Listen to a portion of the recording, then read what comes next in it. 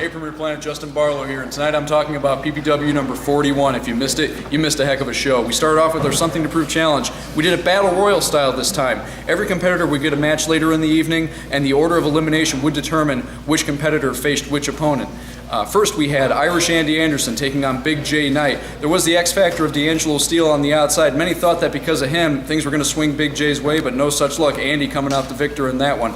After that, we had Outlaw J taking on relative newcomer Scott Colton. A lot of people thought it was going to swing Jay's way. Scott Colton showing a lot of heart, a lot of dedication, a lot of determination. Wasn't enough, and Big J ended up putting him away, but in the end, a great show of sportsmanship as Outlaw J helped him up and shook his hand, and a lot of fan reactions for the new guy, Scott Colton. We look to see a lot more from him in the future. After that, we had the clash of the super heavyweights. Atlas J. Horn taking on his rival, Khalid Chapman. Both men, in the middle of the match, suffered a clothesline. They went for a clothesline at the same time, knocked them both out. The ref had to count to 10. Neither man was able to meet it, and the match was considered a draw at that point.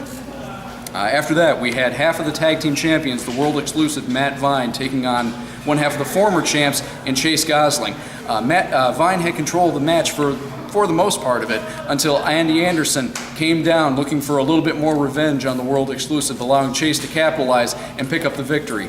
Following that, we had Genesis taking on relative newcomer Mike Valentine, who was the first, unfortunately, eliminated from the Battle Royal, and as his reward, he had to face off against Genesis.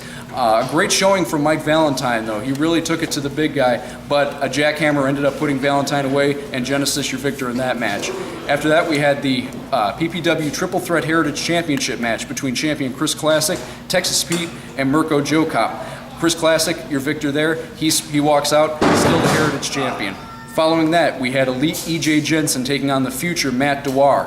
After a distraction by who we think was Outlaw J, we're not sure though, a voice came over the speakers claiming to be EJ's conscience, distracting EJ and allowing Dewar to hit his finisher and pick up the win there. And in our main event, it was the Urban Rebellion Cutter Crosby getting his first title shot against the Persian powerhouse Malad Akbar. Very seesaw in that match. A lot of people thought that Malad's now 11-month title reign might be in jeopardy, but Malad was able to slap on a submission, Cutter had to tap out, and Malad Akbar is still your champion. PPW 42 comes your way Saturday night, December the 13th, 7:30 p.m. in Woodstock, Illinois. Bring your friends, bring your family. We'll see you there.